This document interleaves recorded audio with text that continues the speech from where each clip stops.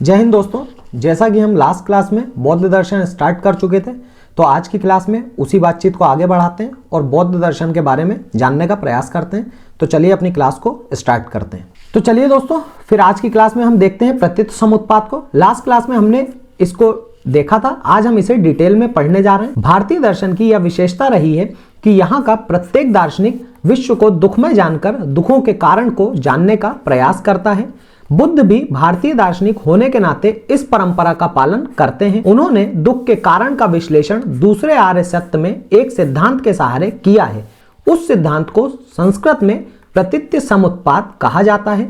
पाली में इस सिद्धांत को पटिच्च समुत्पाद कहते हैं। यहाँ पर आप जब पाली भाषा में देखेंगे तो जो प्र शब्द है दोस्तों, उसे हम पा के रूप में लिखते हैं। ठीक है, तो यहां पर मेन बात क्या है कि दुखों को जानकर और उसके कारण को जानने का प्रयास किया जाता है। भारतीय दर्शन की यह विशेषता है। बुद्ध ने भी इसी क्रम में अपने दर्शन को आगे बढ़ाया है। वहां पर हम जब देखते हैं द्वितीय आर्य सत्य में एक सिद्धांत के सहारे ये चीज हुई है और उस सिद्धांत को संस्कृत में क्या कहते हैं? प्रतीत समुत्पाद कहते हैं। जब हम प्रतीत समुत्पाद का विश्लेषण करते हैं तब पाते हैं कि यह दो शब्दों से मिलकर बना है। वे दो शब्द हैं, प्रतीत और समुत्पाद। प्रतीत का अर्थ है किसी वस्तु के उपस्थित होने पर, समुत्पाद का अर्थ है किसी अन्य वस्तु की उत्पत्ति। इसलिए प्रतीत समुत्पाद का शाब्दिक अर्थ होगा एक वस्तु के उपस्थित होने पर किसी अन्य वस्तु की उत्पत्ति, अर्थात एक के आगमन से दूसरे की उत्पत्ति। जब हमने लास्ट क्लास में इसे देखा था तो वहां पर हमने देखा था कि प्रतीत समुत्पाद, इसमें प्रतीत का अर्थ था के कारण, यानी कि ये कारण हो जाएगा प्रतीत, और जो समुत्पाद है जिसकी उत्पत्ति हुई वो कार्य हो जाएगा। ठीक है, तो कारण के कारण कार्य की उत्पत्ति का होना। ठीक है, प्रतीत समुत्पाद के अनुसार आ के रहने पर बा का प्रारंभ होगा और बा के रहने पर सा की उत्पत्ति होगी। इस प्रकार प्रतीत समुत्पाद का सिद्धांत कार्य कारण सिद्धांत पर आधारित है। यह प्रमाणित करता है कि यह प्रत्येक कार्य जो है अपने कारण पर आश्रित होता है। बौद्ध दर्शन का कारणता सिद्धांत प्रतीत समुत्पाद कहलाता है क्योंकि यह बौद्ध दर्शन का केंद्रीय एवं आधारभूत सिद्धांत है। प्रतीत समुत्पाद पर ही बौद्ध दर्शन का समस्त परवर्ती यानी कि बाद का विकास आधारित है। प्रतीत समुत्पाद के अनुसार प्रत्येक विषय का कुछ न कुछ कारण होता है। कोई भी घटना अकारण उपस्थित नहीं हो सकती। प्रतीत समुत्पाद अनित्यवाद और क्षणिकवाद का परिणाम है, जिससे तत्व मीमांसा और ज्ञान मीमांसा के माध्यम से देखा जा सकता है। जहां तत्व मीमांसा की व्याख्या नैरात्म्यवाद के अंतर्गत की जाती है, वहीं ज्ञान मीमांसा की व्याख्या अपोहवाद के अंतर्गत की जाती है। हमने लास्ट इंट्रोडक्शन क्लास में देखा था कि प्रतीत समुत्पाद, उससे हम कहां पहुंचे थे? अस्थायित्ववाद या अनित्यवाद पर, और यहां से हम पहुंचे थे क्षणिकवाद पर, और यहां से हम पहुंचे थे नैरात्म्यवाद पर। हमने देखा था प्रत्येक कार्य का कोई ना कोई कारण अवश्य होता है। ठीक है ना। उसके बाद इसी तरह से प्रत्येक कार्य क्या है? प्रतिक्षण परिवर्तनशील होता है और आत्मा भी प्रतिक्षण परिवर्तनशील है। इस प्रकार की बातचीत हमने लास्ट क्लास में की थी। अब हम देखते हैं आखिरकार प्रतीत समुत्पाद को सापेक्ष कारणतावाद सिद्धांत क्यों कहा जाता है। तो प्रतीत समुत्पाद को सापेक्ष कारणतावाद सिद्धांत इसलिए कहा जाता है क्योंकि कार्य की उत्पत्ति का कारण सापेक्ष है, इसलिए इसे सापेक्ष कारणतावाद सिद्धांत कहा जाता है। अर्थात कारण के होने पर कार्य होता है और अगर कारण नहीं होगा तो कार्य भी नहीं होगा। उदाहरण स्वरूप जलती हुई मोमबत्ती में मोम और बत्ती कारण है जबकि लौ कार्य है, इसलिए इसे सापेक्ष कारणतावाद सिद्धांत कहा जाता है। यहां पर हम अगर देखें कि ये एक कैंडल है और ये इसमें लौ है। ठीक है, तो यहां पर इसकी जो बत्ती होगी या रुई की होगी या कपास जिसकी भी, और इसमें मोम होगी दोस्तों। ठीक है, तो ये मोम और जो बत्ती है ये दोनों कारण हो गए और इस कारण की वजह से ही ये लौ जल पा रही है। अगर मान लेते हैं ये रुई और ये मोम ना हो तो ये कारण भी समाप्त हो जाएगा। तो ये जो कार्य है ये कार्य किसके सापेक्ष हो रहा है? कारण के सापेक्ष हो रहा है। अगर यहां पे कारण नहीं होगा तो कार्य का भी अस्तित्व नहीं बचेगा। प्रतीत समुत्पाद के अंतर्गत किसकी और कहां व्याख्या की जाती है इसे देखते हैं। प्रतीत समुत्पाद के अंतर्गत प्रधान रूप से दुख की, दुख के कारण की, दुख के निदान की, कर्म नियम की तथा पूर्व, वर्तमान एवं भविष्य जन्म के संबंध की व्याख्या द्वितीय एवं तृतीय आर्य सत्य के माध्यम से की जाती है, जिसमें इन सभी कारणों के निरोध के बारे में बताया गया है। आखिर प्रतीत समुत्पाद का मध्यम मार्ग क्या है? प्रतीत समुत्पाद चरम स्वीकृति एवं चरम निषेध के बीच का माध्यम है, ठीक है ना। इसे हमने देखा था लास्ट क्लास में सत्कार्यवाद से और असत कार्यवाद से, और बीच में हमने प्रतीत समुत्पाद को रख दिया था। यहां हम क्या कह रहे थे कि कोई भी अगर कार्य हुआ है तो वो कारण में विद्यमान है, पहले से ही विद्यमान है ना। जैसे कि दही का दूध में हमने देखा था, है ना। दूध से हम दही बनाते हैं तो हम कहते हैं कि दही कोई नई उत्पत्ति नहीं है, अपितु वो दूध में ही विद्यमान था, है ना, और उसको एक प्रक्रिया के थ्रू हमने निकाल लिया है। वहीं अगर हम असत कार्यवाद की बात करें तो ये कहता है कि जो कार्य हुआ है वो कारण पर विद्यमान नहीं था, अपितु कार्य एक नई उत्पत्ति है। अगर हम इसे दूध और दही के उससे लें तो ये कहते हैं कि दूध से दही का बनना, तो दही पहले से ही दूध में विद्यमान था ऐसा नहीं है, अपितु दही एक नई उत्पत्ति है। ये बात असत कार्यवाद मानता है। और वहीं अगर हम इसके मध्यम मार्ग यानी कि प्रतीत समुत्पाद की बात करें तो ये कहते हैं कि कार्य ना तो कारण में विद्यमान है और ना ही ये नई उत्पत्ति है, अपितु कार्य जो है वो कारण पर निर्भर है। कैसा है? निर्भर है। तो ना तो ये चरम स्वीकृति को स्वीकार करते हैं और ना ही चरम अस्वीकृति को स्वीकार करते हैं, अपितु मध्यम मार्ग का अनुसरण करते हैं। आई होप ये बात आपको समझ में आई होगी। चरम स्वीकृति क्या है? चरम स्वीकृति को सत्कार्यवाद भी कहा जाता है, जो कारण कार्य संबंधी सिद्धांत है। इसके अनुसार कार्य अपनी उत्पत्ति के पूर्व कारण में विद्यमान होता है, यह कोई नवीन उत्पत्ति नहीं है। इस सिद्धांत के समर्थक सांख्य हैं। वहीं अगर हम चरम निषेध की बात कर लें पहले, तो चरम निषेध को असत कार्यवाद भी कहा जाता है। यह भी कारण कार्य संबंधी सिद्धांत है। इसके अनुसार कार्य अपनी उत्पत्ति के पूर्व कारण में विद्यमान नहीं होता तथा यह एक नवीन उत्पत्ति है। वहीं अगर हम मध्यम मार्ग को देखें तो इसके अनुसार इस मार्ग को प्रतीत समुत्पाद कहा जाता है, जो कारण कार्य के संबंध में दिया गया है, जिसके अनुसार कार्य अपनी उत्पत्ति के लिए किस पर निर्भर होता है? कार्य अपनी उत्पत्ति के लिए कारण पर निर्भर होता है। तो आई होप ये बात आपको समझ में आई होगी। अब हम देख रहे हैं प्रतीत समुत्पाद का द्वादश निदान। यह सिद्धांत दुख के कारण का पता लगाने के लिए 12 कड़ियों की विवेचना करता है, जिसमें से प्रत्येक कड़ी को एक निदान कहा जाता है। चूंकि निदानों की संख्या 12 है, इसलिए इस सिद्धांत को द्वादश निदान कहा जाता है। प्रथम जरा मरण और अंतिम अविद्या को छोड़कर शेष 10 निदानों को कभी कभी कर्म भी कहा जाता है। इस बात को याद रखिएगा। इस नाम के अतिरिक्त इस सिद्धांत को संसार चक्र भी कहा जाता है, क्योंकि यह सिद्धांत इस बात की व्याख्या करता है कि मनुष्य का संसार में आवागमन किस प्रकार होता है। इस सिद्धांत को भाव चक्र भी कहा जाता है, क्योंकि यह सिद्धांत मनुष्य के अस्तित्व के प्रश्न पर विचार करता है। इस सिद्धांत को जन्म मरण चक्र भी कहा जाता है, क्योंकि यह सिद्धांत मनुष्य के जीवन मरण चक्र को निश्चित करता है। इसे धर्म चक्र भी कहा जाता है, क्योंकि यह धर्म का स्थान ग्रहण करता है।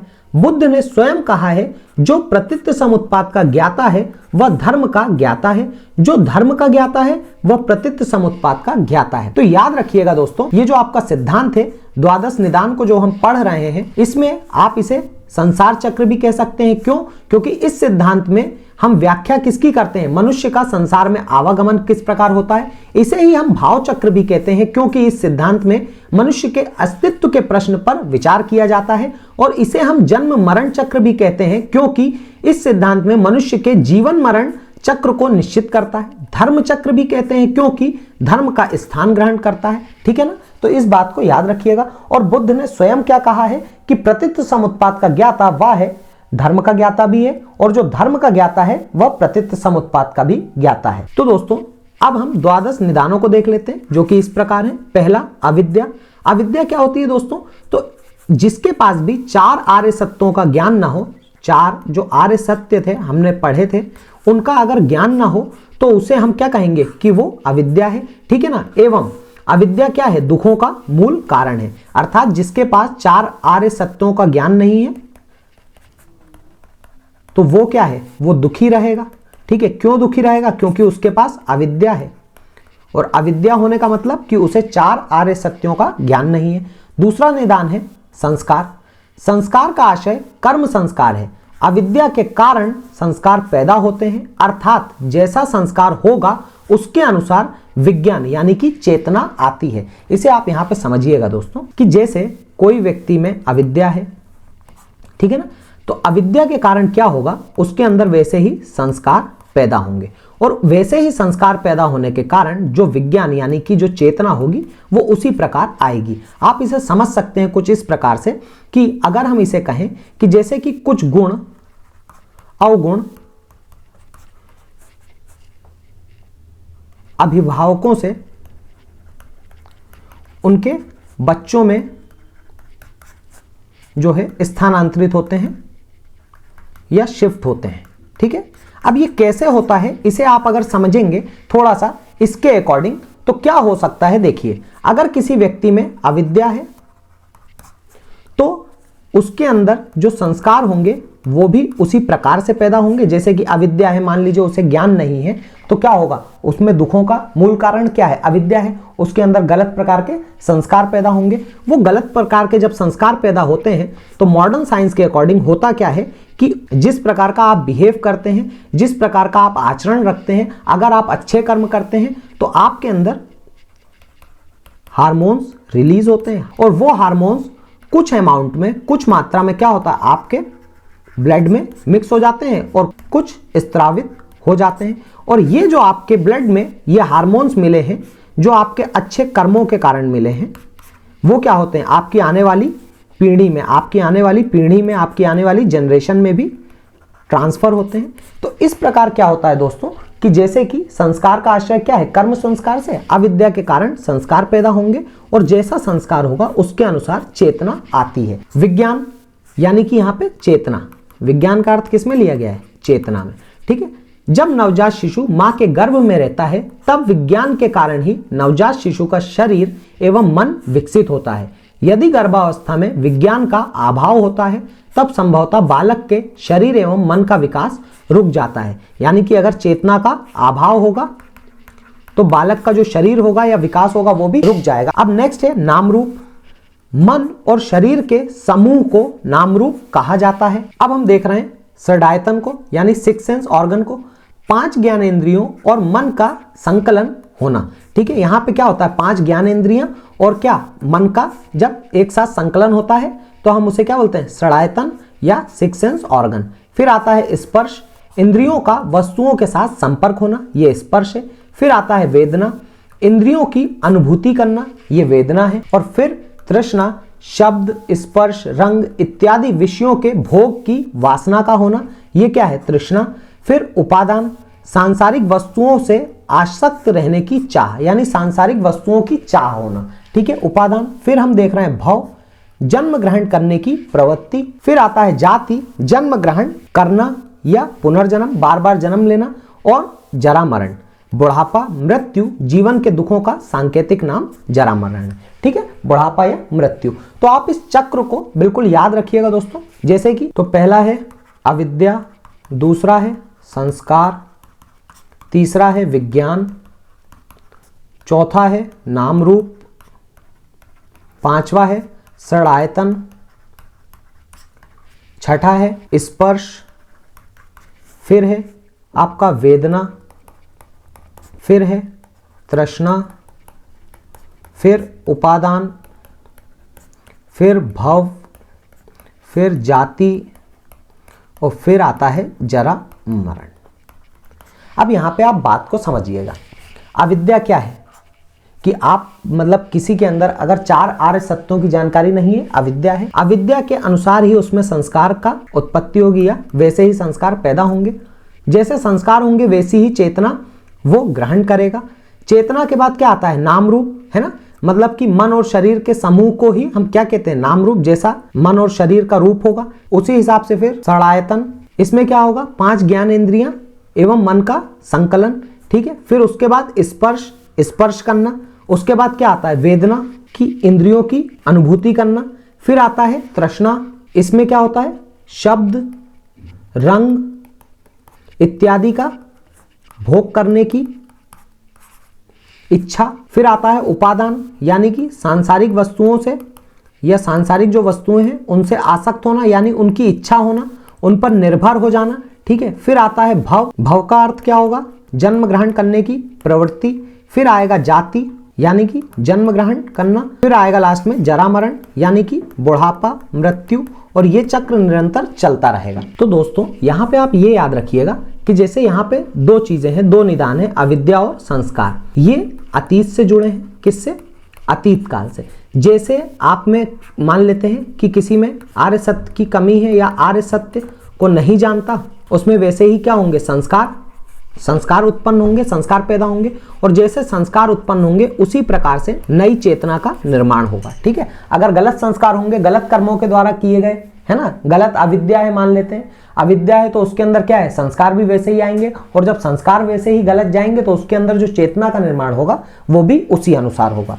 और उसके बाद जब आप नाम रूप से लेकर भव तक की स्थिति देखते हैं तो ये है हमारे वर्तमान काल से जुड़े, और जरा मरण और जाति ये दोनों हैं हमारे भविष्य काल से जुड़े। कैसे, भविष्य काल से जुड़े, ठीक है दोस्तों। तो इसे आप थोड़ा सा याद रखिएगा। तो ये हैं हमारे 12 निदान। प्रतीत समुत्पाद की सबसे बड़ी विशेषता यह है कि इसकी 12 कणियां भूत, वर्तमान और भविष्य जीवनों में व्याप्त हैं।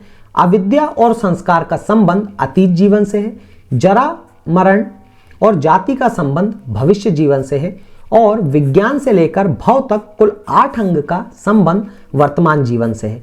अतीत, वर्तमान और भविष्य जीवनों के बीच कारण कार्य श्रृंखला का प्रारंभ हो जाता है। अतीत जीवन वर्तमान जीवन का कारण है और भविष्य जीवन वर्तमान जीवन का कार्य है। याद रखिएगा, जो अभी हमने देखा कि अतीत जीवन क्या है, वो वर्तमान जीवन का कारण है, वर्तमान जीवन का क्या है, कारण है, ठीक है ना। अतीत जीवन जैसा था उसी कारण हमारा वर्तमान जीवन ऐसा है, और जो हमारा वर्तमान जीवन है वो हमारे भविष्य जीवन का कार्य है। यानी कि हम वर्तमान में जैसे कार्य करेंगे वैसा ही हमें भविष्य में उसका फल मिलेगा। अब हम देख रहे हैं प्रतीत समुत्पाद के अनुसार विभिन्न संप्रदायों की व्याख्या। तो पहली हम देखते हैं हीनयानी व्याख्या। हीनयानी व्याख्या को वस्तुवादी व्याख्या भी कहा जाता है। इसके अनुसार वस्तु की सत्ता ज्ञाता से पृथक एवं स्वतंत्र है। प्रतीत समुत्पाद बाह्य वस्तुओं के मध्य संबंध की व्याख्या करता है। एक वस्तु की उत्पत्ति दूसरी वस्तु पर आधारित होती है, ठीक है। तो बेसिकली जो हीनयानी व्याख्या है वो कैसी व्याख्या है, वस्तुवादी। वस्तुवादी का अर्थ क्या होता है कि जो वस्तु की सत्ता है वो ज्ञाता से कैसी हो, पृथक हो, ठीक है ना। प्रतीत समुत्पाद क्या है, बाह्य वस्तुओं के मध्य संबंध की व्याख्या करता है। एक वस्तु की उत्पत्ति दूसरी वस्तु पर आधारित होकर होती है। फिर हम देख रहे हैं योगाचार विज्ञानवाद। विज्ञानवाद के मतानुसार विज्ञान सत्य है। माध्यमिक ने बाह्य वस्तुओं तथा चित्त के अस्तित्व को नहीं माना है। विज्ञानवादी बाह्य वस्तुओं की सत्ता का खंडन करते हैं परंतु चित्त की सत्ता में विश्वास करते हैं। उनका कहना है कि यदि विज्ञान अर्थात मन की सत्ता को नहीं माना जाए तब सभी विचार असिद्ध हो जाते हैं। अतः विचार की संभावना के लिए चित्त को मानना आवश्यक है। इसके 2 उदाहरण दिए गए हैं जो निम्नानुसार है। यहाँ चित्त की सत्ता का अर्थ क्या है, मन की सत्ता से। जिस प्रकार स्वप्न की अवस्था में मानव वस्तुओं को बाह्य समझता है यद्यपि वे मन में के अंतर्गत ही रहती हैं, उसी प्रकार साधारण मानसिक अवस्थाओं में बाह्य प्रतीत होने वाला पदार्थ विज्ञान मात्र है। सभी बाह्य पदार्थ विज्ञान मात्र हैं। इस प्रकार विज्ञानवादी मन के बाहर के शरीर आदि सभी पदार्थों को मानसिक विकल्प मानते हैं। उदाहरण के रूप में धर्म कीर्ति के अनुसार नीले रंग तथा नीले रंग के ज्ञान का वस्तुतः कोई अलग अस्तित्व नहीं है, दोनों एक हैं। वे भ्रम के कारण 2 मालूम पड़ते हैं। जैसे दृष्टि दोष के कारण कोई व्यक्ति 2 चंद्रमा देखे तो वैसी हालत में चंद्रमा का 2 होना नहीं प्रमाणिक होता। जिस प्रकार स्वप्न में बाहरी मालूम होने वाली चीजें मन के अंदर ही होती हैं, उसी प्रकार साधारण मानसिक अवस्था में बाहर मालूम होने वाले पदार्थ मन में ही रहते हैं। इससे प्रमाणित हो जाता है कि ज्ञान से भिन्न वस्तु का कोई अस्तित्व नहीं है। बेसिकली ये कहना चाह रहे हैं दोस्तों कि जैसे कुछ चीजों का हमें होता है कि ये 2 वस्तुएं हैं परंतु वे कैसी होती हैं, वे एक ही वस्तुएं होती हैं। कई बार हमें ऐसा प्रतीत होता है कि ये वस्तुएं हमें बाहरी उसमें दिख रही हैं अपितु वो हमारे मन के भीतर ही होती हैं। इसके अनुसार ये कहना ये चाहते हैं कि ज्ञान से भिन्न कोई भी वस्तु का कोई अस्तित्व नहीं है, अर्थात जिस वस्तु का ज्ञान संभव नहीं उस वस्तु का अस्तित्व भी नहीं माना जा सकता। अब हम क्या देख रहे हैं दोस्तों, माध्यमिक शून्यवाद को देख लेते हैं। माध्यमिक शून्यवाद क्या कहता है दोस्तों कि इस विश्व में जितनी भी वस्तुएं हैं वे स्वभावता मतलब उनका स्वभाव जो है वो क्या है, शून्य है, स्वभावतः शून्य है। उनकी जो उत्पत्ति हुई है, फिर उनकी उत्पत्ति कैसे हुई? अगर उनका स्वभाव ही शून्य है तो उनकी उत्पत्ति जो है वो दूसरी वस्तुओं पर क्या है? निर्भर है। ठीक है, अर्थात ये क्या हुआ, अगर ये वस्तु नहीं होगी तो फिर इस वस्तु का भी कोई अस्तित्व नहीं होगा। अतः ये सापेक्ष है। क्या है? सापेक्ष, ना कि निरपेक्ष, स्वतंत्र नहीं है। ठीक है, तो इसके अनुसार व्यवहारिक दृष्टिकोण से विश्व की सभी वस्तुएं स्वभाव शून्य हैं, वे अपनी उत्पत्ति के लिए दूसरों पर निर्भर हैं। इस रूप में विश्व की सभी वस्तुएं सापेक्ष हैं, अतः वे स्वभाव शून्य हैं। परमार्थिक दृष्टिकोण से परम सत्य प्रपंच शून्य है। प्रपंच शून्य का मतलब यहाँ पे क्या है दोस्तों, कि जो परमार्थिक दृष्टिकोण है परम सत्य की व्याख्या शब्दों के रूप में नहीं की जा सकती। ठीक है ना, तो इनका ये कहना है कि जो परम सत्य है वो प्रपंच शून्य है, अर्थात उसकी जो व्याख्या है वो शब्दों के आधार पर हम नहीं कर सकते, इसीलिए प्रपंच शून्य कहा गया है। परमार्थिक दृष्टिकोण से प्रतीत समुत्पाद में सभी प्रकार के प्रपंच शांत हो जाते हैं। इस प्रकार प्रतीत समुत्पाद व्यवहारिक दृष्टिकोण से स्वभाव शून्यता और परमार्थिक दृष्टिकोण से प्रपंच शून्यता को दर्शाता है। अब हम प्रतीत समुत्पाद की आलोचना और महत्व को देखते हैं। पहले आलोचना।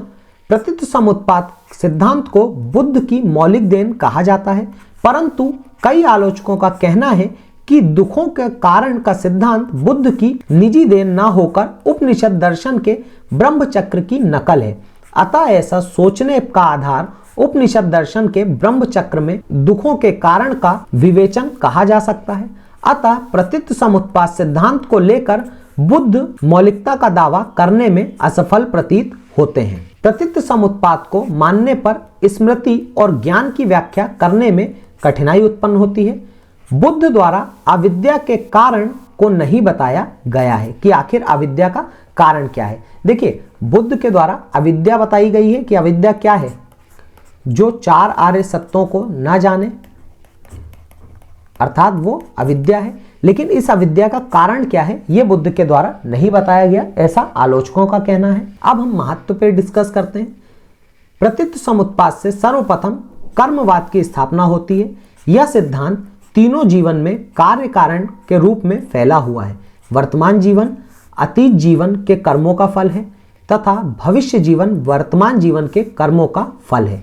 कर्मवाद में भी इस बात को मान्यता दी जाती है। अभी जो हमने 12 निदान देखे दोस्तों, उसमें हमने देखा जो शुरुआत के 2 थे, अविद्या और संस्कार, ये दोनों हमारे अतीत के हैं, काल या अतीत के कर्म कह सकते हैं। ठीक है, उसके बाद हमने देखा था नाम रूप और यहाँ से भाव तक, ये हमारे वर्तमान है। और उसके बाद जो हमने देखा था जाति और जरा मरण, ये हमारे भविष्य कर्म है।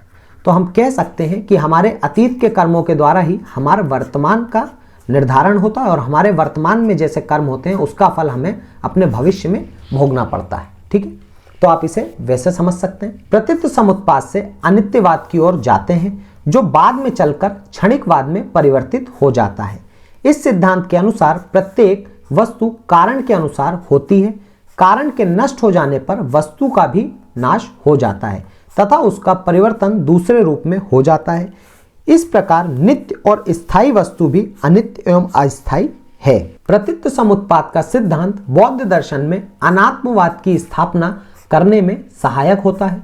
जब विश्व की प्रत्येक वस्तु क्षणिक है तब चिरस्थायी सत्ता के रूप में आत्मा को मानना भूल होगी, क्योंकि इसके अनुसार आत्मा भी प्रतिक्षण क्या है, परिवर्तनशील होगी। आत्मा भी क्या होगी, प्रतिक्षण परिवर्तनशील होगी। और अगर आत्मा भी प्रतिक्षण परिवर्तनशील है तो इसकी चिरस्थायी सत्ता, मतलब कि ये स्थायी है, शाश्वत है, ऐसा मानना भी गलत हो जाएगा।